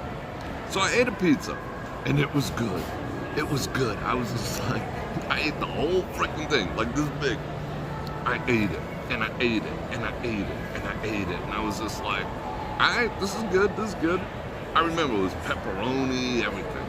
So I ate it, and I went into a mental fog / stupor that lasted for like 3 or 4 days. And I could not leave my bedroom because when I left I could not drive. Like as if I was drunk, like just disoriented. When I left the bathroom, luckily my master bedroom has a bathroom, so I don't have to go too far. But if I have to go to the kitchen, I would literally walk into the kitchen and I wouldn't even feel like my own house. I'd be like, where am I? And then I'd be like, this is somebody's kitchen. Oh, it's my kitchen. What the hell did I come in here for? It was bad. It was bad. And to this day, that happens. I mean, we're not talking having to eat a pizza. We're talking like, okay, the last time it happened, me and my buddy, we ate these giant steaks and potatoes and shrimp and the whole bit. It was just, oh, he took that shot glass. I was gonna take that shot glass. Damn, should I take this one? But this is plastic. That shot glass was cool. Okay, chocolate cake, right? And, you know, yes, see, I don't even trust restaurants. You say, is this gluten-free? And they're like, yeah, it's gluten-free. It doesn't matter. Gluten, at least for me, isn't a matter of this much or this much. It's the same effect. So, get a okay, long story even longer, get a chocolate cake. So my gig is, because it's an understanding, we know, he knows that I'm like that. So I take the fork and I slice down the side before I hit the crust on the bottom and then up. That way I just get the inside, I put it on my plate, he eats the crust, he gets the rest, it's like eating the filling in the Oreo. It dropped. It was balancing on the fork, and it dropped back onto the plate where there was just some crumbs from when they sliced the piece. Crumbs. I didn't eat the frickin' thing, nothing. Crumbs. I ate that, I was like, fuck it. What could possibly happen? 3 crumbs, I'm in a restaurant, what am I gonna do? Pick out all the crumbs and whatever, I was in a stupor for like 24 hours from crumbs, like a stupor. Like where, I just know myself. Nothing's getting done, and the best thing to do is just sleep it off. The quicker I can sleep, the better. Like, I just got go home, crash. Even better yet, take some NyQuil and crash. That way it completely gets out of my system.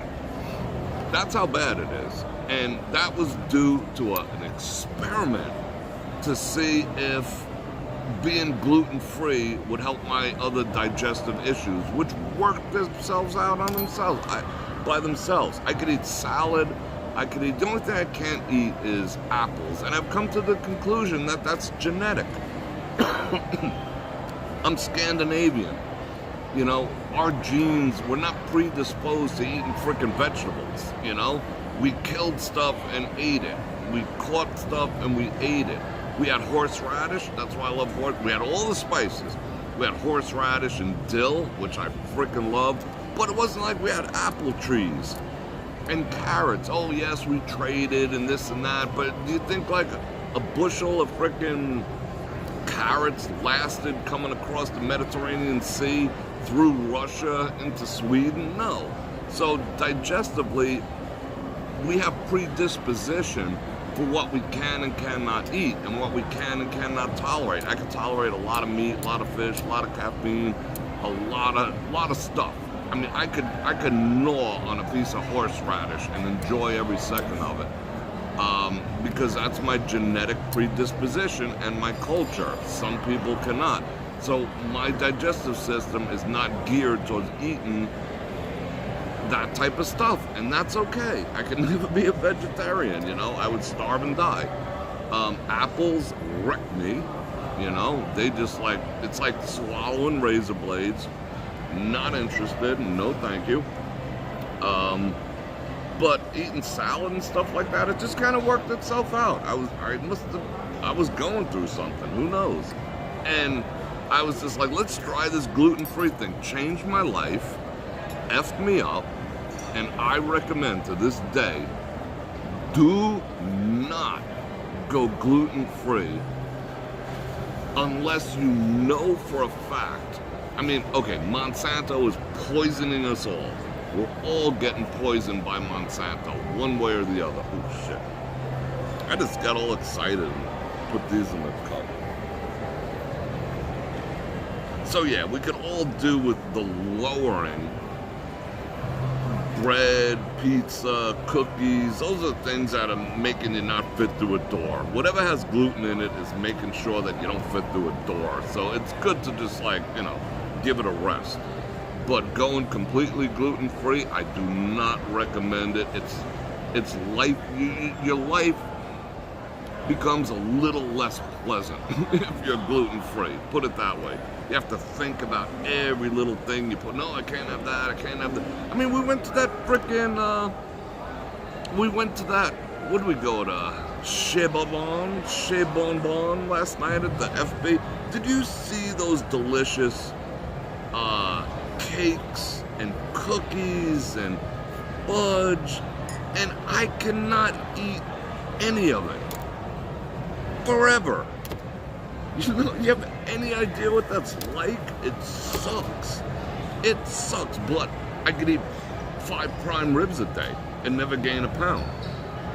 Because that's a fair trade-off, and never have, anything go wrong. I get the more beef I eat, the healthier I become. So, go figure. Now, I do have a theory, and I'll get back to questions. I mean, this has lit me up, you know? And I'm glad. I might cut this into a separate, little episode. I'll talk about it on the new platform, which was part 2 of your question, so thank you. I have a theory that if it was going gluten-free that sent me down this course of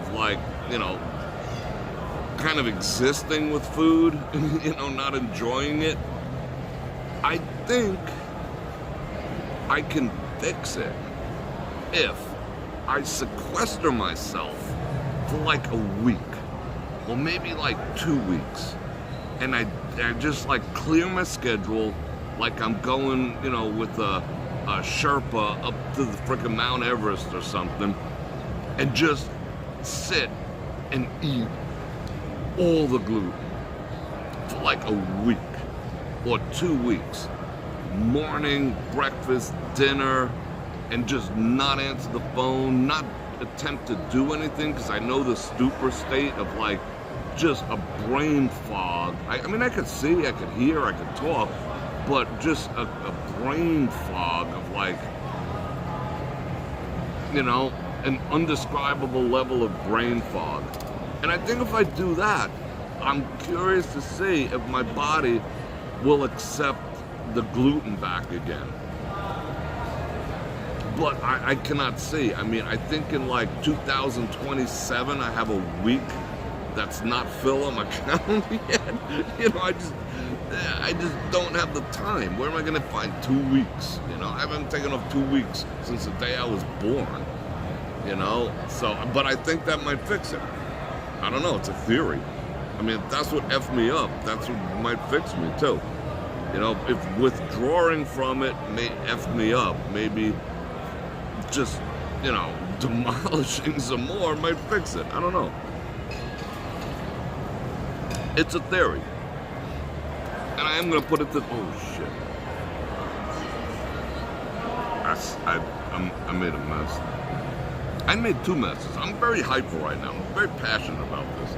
And yes, all right, I'm admitting I fucked up. I'm not perfect. I did. I went gluten-free. Didn't have to. It was an experiment that backfired in my life. There you have it.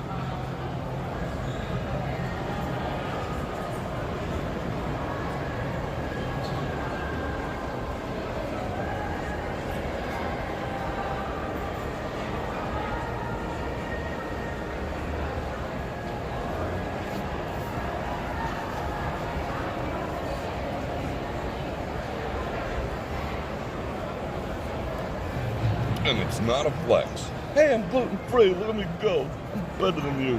You gotta see these frickin' napkins I just found. These things are heavy-duty, linen napkins I found, though. They're disposable, but they're beautiful. What you looking at? What you looking at, my coffee? Gonna write a book about it? Alright, let's get back. Let me see if I missed any super chats. I don't want to miss any super chat activities. No, we're good. Oh, Lenny Bees, it tells me that was your first super chat, so thank you very much. I appreciated it, and it opened up a whole new level of honesty, so now everyone knows. So it wasn't something I was it wasn't a health thing. I was told, especially guys, stop drinking beer, jacks up your testosterone, stop eating fast food because it has numbers in it, and most likely really bad things that come in tunnels. It has nothing to do with that. It was just a failed experiment that changed my life. Brain fog is, epic. Stupor level, epic brain fog. But it's, not dizziness. It's just I could put on something on laying in bed with the stupid brain fog from a tiny crumb of frickin' crust that big. Put on a TV show and start watching it. I'm watching John Wick 2 for the 98th time, and I just lose track. I'm like, where exactly am I again? Oh yeah, I'm in my bedroom. You know, it's like, whoa, cannot drive. Cannot drive. I mean, I did that the first time I drove when I was glutened. I got to where I was going, and I could not remember the actual drive. I'll admit it, and that was scary. I could not, like, look back and recall the actual drive. I made it safely, could not remember the drive. What turns I made, how fast I went, nothing. I remembered nothing. I was like blank from the time I left the house to the time I got there. The drive didn't register. And I was just like, whoa, that's bad. Yeah. Can I eat any vegetables? Yeah. I mean, I can. Fruits don't agree with me all that much. Fruits are not good for you. I don't care what anyone says.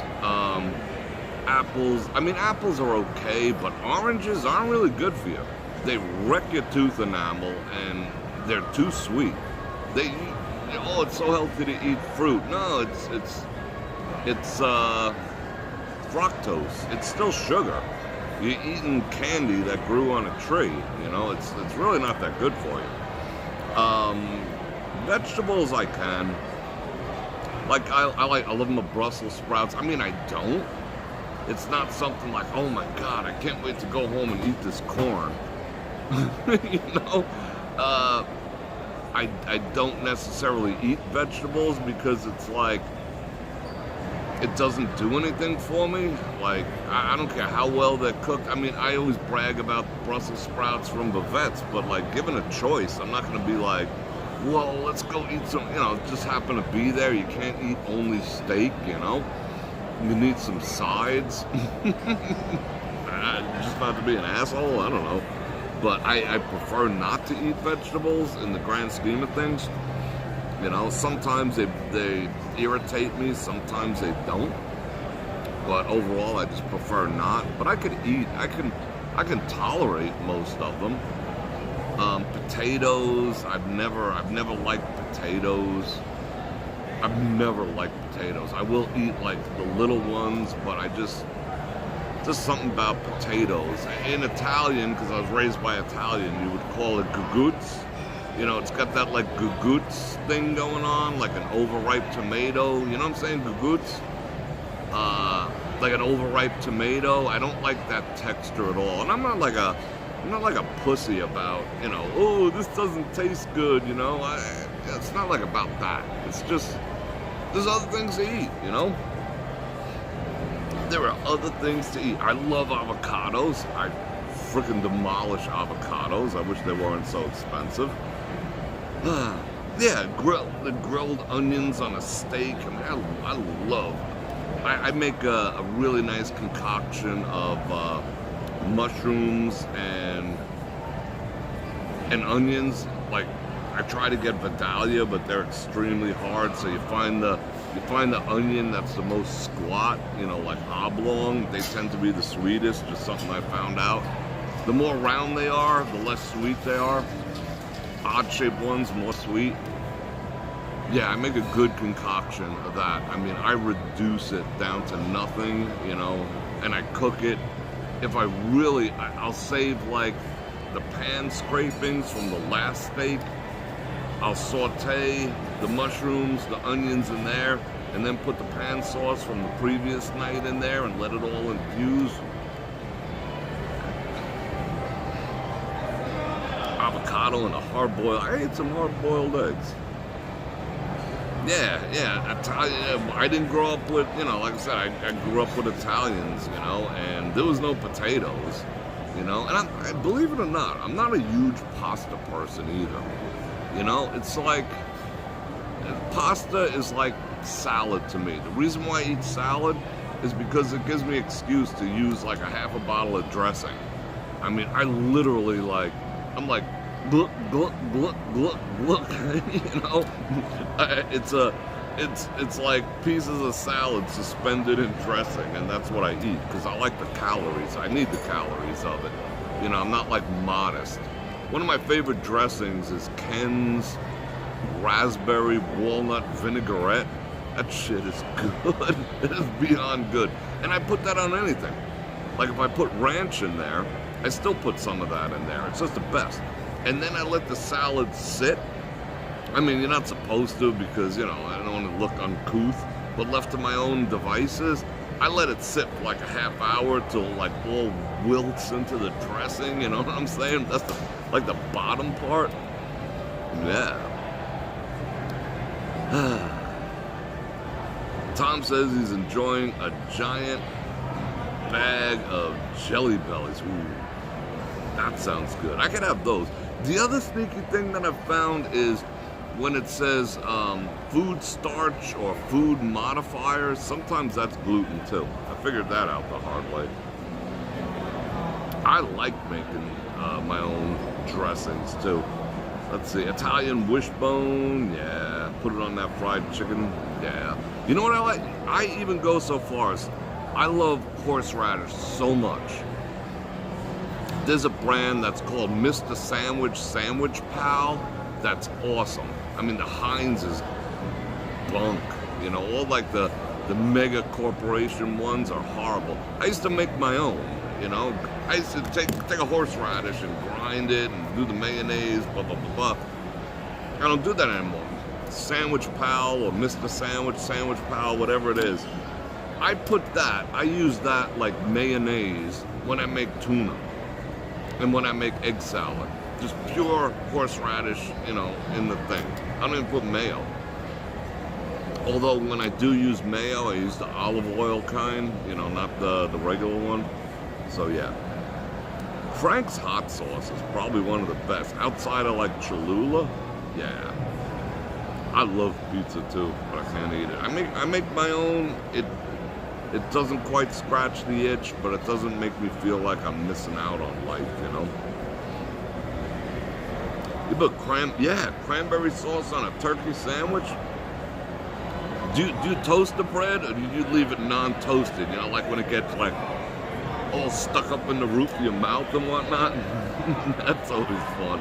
But yeah, cranberry sauce on a turkey sandwich the next day, you know, on some toast, so it's got a little crunch to it. Yeah. Shit, but I can't eat toast anymore.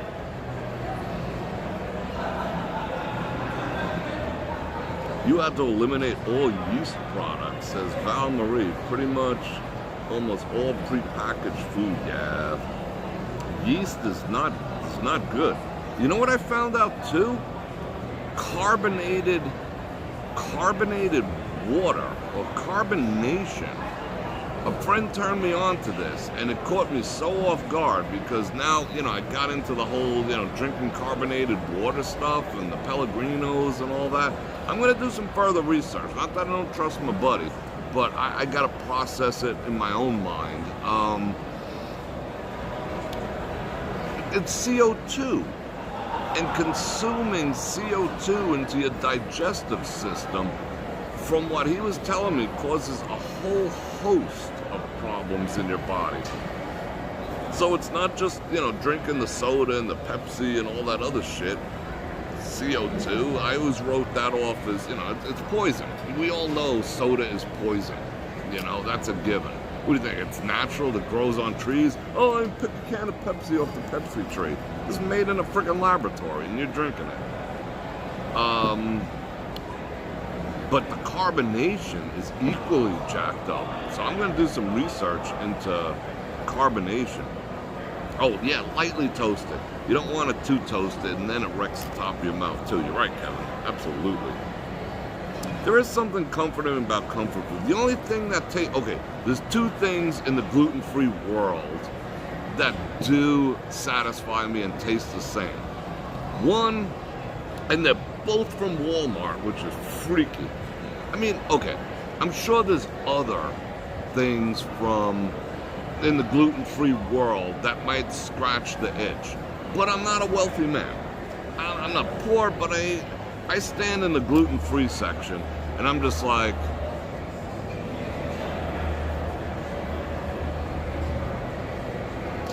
I never felt so freaking disadvantagedly poor until I stood in like Sprouts gluten-free section.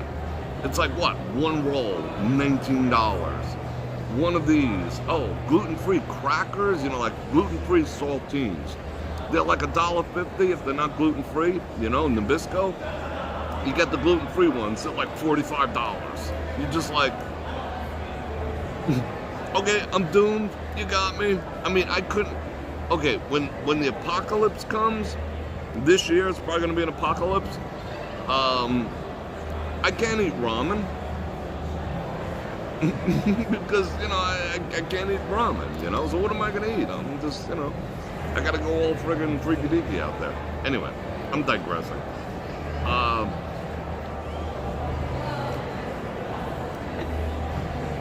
Gluten-free Oreos made by Crostini, or they're gluten-free pretzels by Crostini, but they're like $8 for a little bag. Those are legit.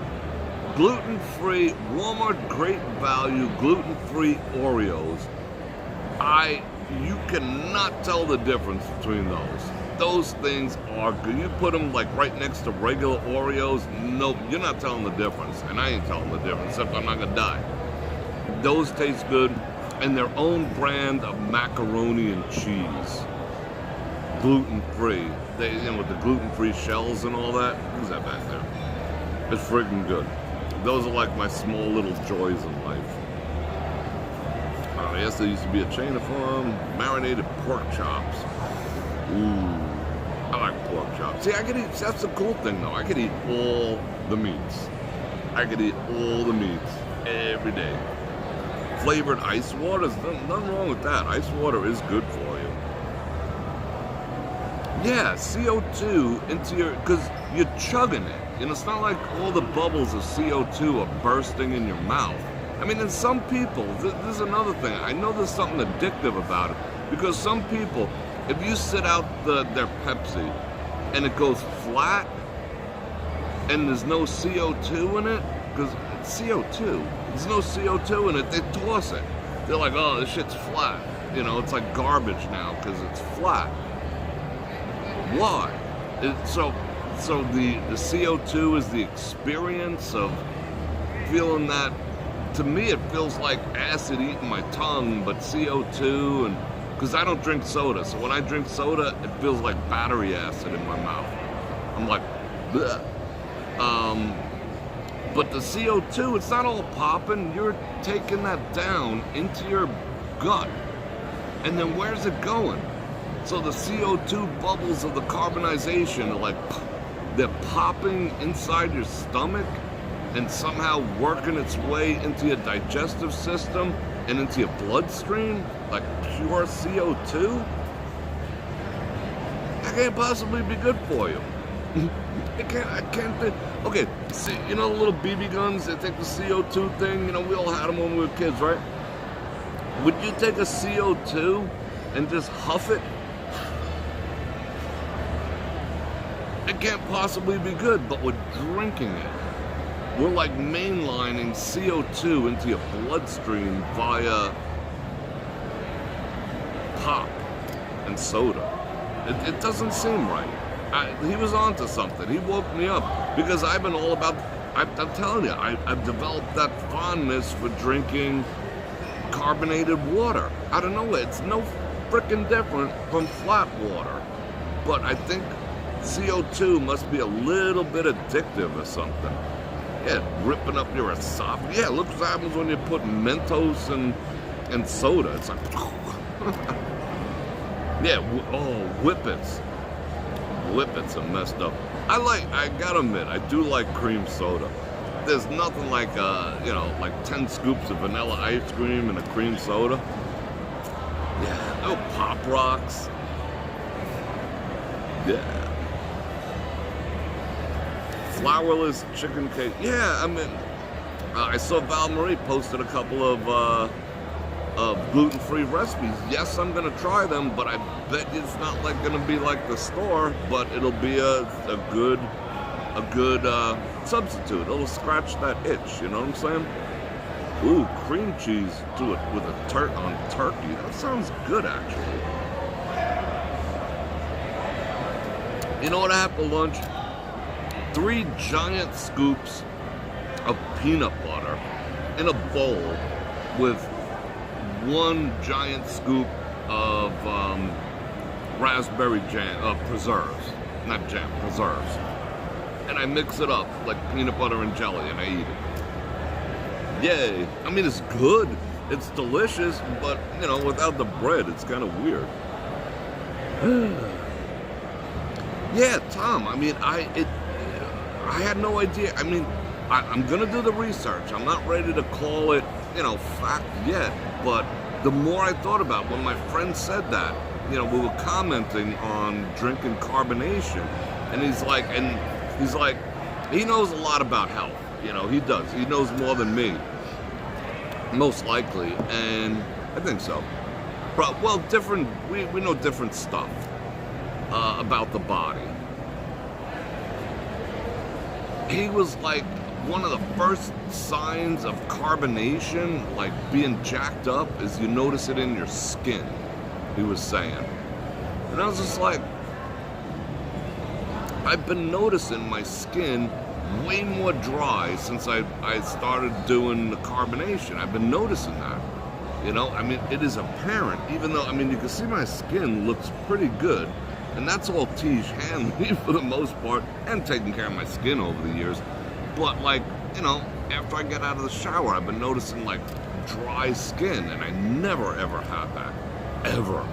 Ever. My skin has always been a little on the oily side, you know, which I liked. I don't have a problem with that. I prefer that over dry skin any day. And I'm thinking back, I'm like, about 2 months ago is when, 2 to 3 months ago is when I really got on board with the Pellegrinos and stopped drinking the Fiji water. And he's like, yeah, that shit messes up your skin, drinking CO2. Not good for your skin. I'm like, okay. So we all gonna take a deep dive on that. Yeah, valid. I mean, gluten-free food is like, you gotta hit lotto. You gotta hit fucking lotto to afford like true, reasonably good gluten-free food. It's such a scam. The people who produce it it's almost predatory. They're like, you have no choice. If you want to eat a pretzel, you're paying $12 for 3. Or don't. That's your choice. That's the gluten-free world. And they all come off with their purple hair and their rainbow freaking aprons, and they're saving the world, you know, one gluten at a time, you know, coming off like these, you know, loving, peaceful people. Meanwhile, they're like, F you, you know? The gluten-free community is wicked. Wicked bunch of people. Oh, it costs so much more. No, it doesn't. Just stop. No, it doesn't. It's good your face still gets oily. You know, that's what keeps your skin young. Do I remember Frank soda? No, I never drank soda as a kid. I remember, the only one I remember is sarsaparilla, going to like county fairs in like Brooklyn, and going out to the country in Queens or Staten Island. That was like going out to the country, and we'd get a sarsaparilla at a fair. I remember that. And I remember Dr. Brown's root beer. That was about it. Other than that, I really don't remember.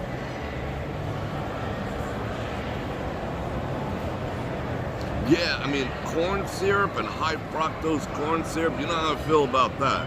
That's one can of soda, one can of pop, however you want to call it, has like 2 ounces of sugar in it. It's like, but wait a second. It's only 10 ounces in it, and 2 is sugar, huh? Just stop. High fructose corn syrup. Oh, what's the harm? You know, it's just sugar.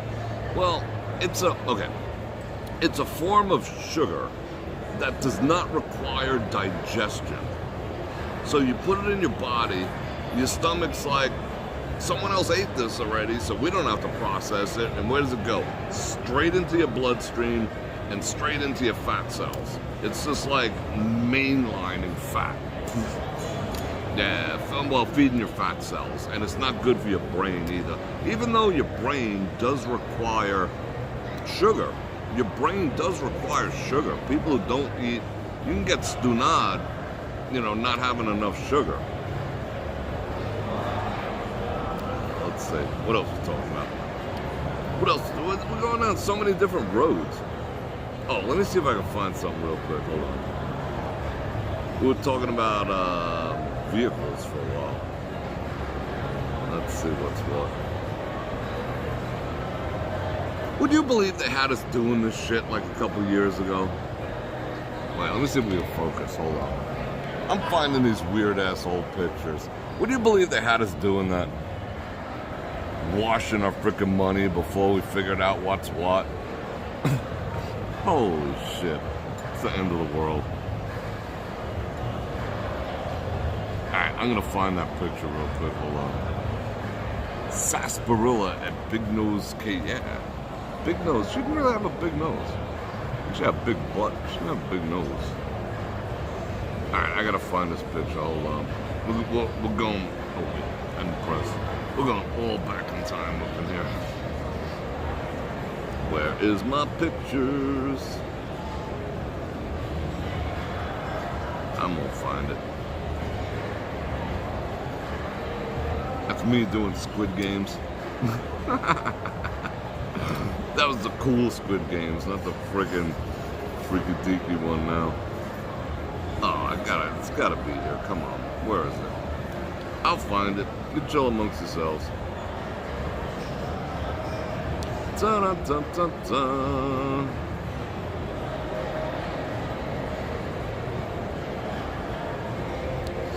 I'm just gonna show you another vehicle. I know I have one in here somewhere. Da-da-da-da. I'll be coming up with questions while I'm chilling. Oh, hi. How are you? Good. Good to see you. I didn't know you were in town. Yeah. How you doing? What's going on? Yeah, Like 2 just hours got ago. today. Oh, all right. Everyone say hello. Hi, everyone. All right, what are we doing? Let me get back over there. Da-da-da-da-da. All right, I'm just gonna finish up real quick, and then I'll say hello if you don't mind. Okay, so what are we doing here? All right, any more questions, everyone? I think you got a few more questions. For the joy of Vegas, just want to thank you for your videos. Chrissy, I moved to Vegas, from Vegas to Montana 13 years ago, and you're a little homesick. Your vids make it a little bit better. Well, I appreciate that. Thank you very much. Minnesota, you must be freezing your butt off right now. It's kind of cold here too, but it's not Minnesota cold, and I appreciate that. Thank you. Don't have any to wash. Oh, you guys call it pop? Alright. Some people call it pop. Pop soda. I never, that's kind of Midwest. That's like Ohio West. It becomes pop all of a sudden. Have I tried honey in my Americano yet? No, I have not. But I have tried putting butter in my coffee. The bullet's supposed to be extraordinarily healthy for some reason. It didn't do a thing for me. I was just like, meh. Lemon water is indeed good for you. Alright, let me re-trigger my chat. It's running really slow. Alright, let's see.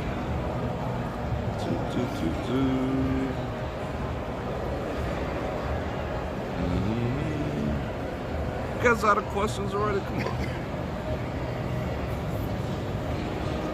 Oh yes. What do you think that Citrion? I don't know. That thing was gorgeous. I mean, you see how close I was to it? It was in gorgeously perfect shape, that Citrion last night. I'm trying to, let me see if I can find that. Hold on.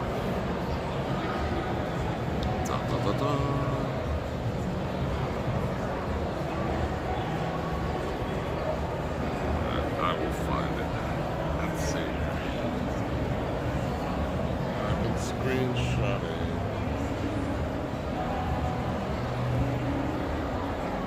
How long you in town for? Oh, you got time. Very good.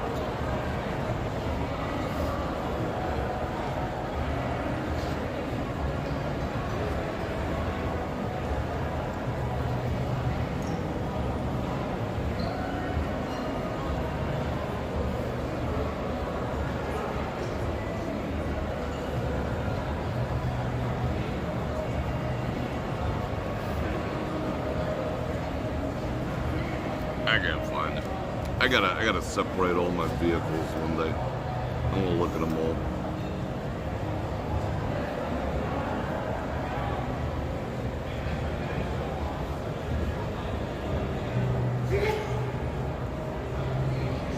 That didn't sound good.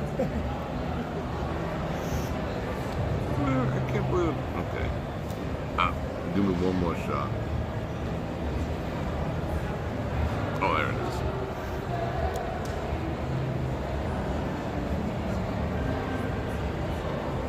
Turn that around.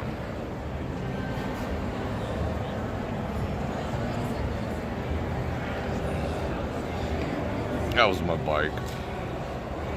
That was the last one I had. GSXR 1100, all bored out. Put my guests on camera. Well, very few people know who they are. I do have to think about the other 150 people. But yeah, I will.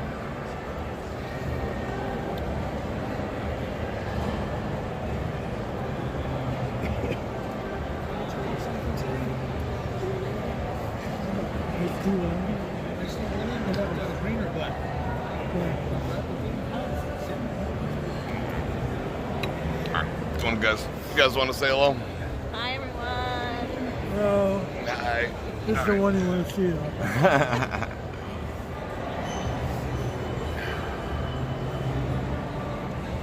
Alright, I think I am gonna wrap up. Yeah, 2 hours, that seems pretty good. Alright people, that was extraordinarily fun. Let me make sure I didn't miss anything. Nope, I think we got it. All the super chats, thank you very much. Most appreciated. After, I think I have 1 or 2 more that we're gonna do here, and then I'm probably gonna start doing the AMAs on the new platform. And you know, we'll see what happens. I haven't made the command decision quite yet, but yeah, I think it might take place over there. Just yeah.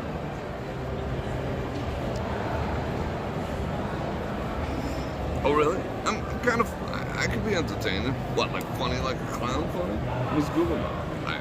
I hear you. All right, people. So I'm gonna invite you one last time, and I appreciate you. And that was a fun AMA. I might cut that into something separate, so now you know about a little bit about me, a little more. So on the way out the door, I'm gonna invite you to like, share, subscribe, and hit that bell button to get notified when I do this again, which is at least 5 times a week. And if you're on a sports channel, I got all the stuff down there, and I appreciate you. And we are gonna go out on the Las Vegas Strip tomorrow night, do our stuff, have some fun, and I can't wait to see you again.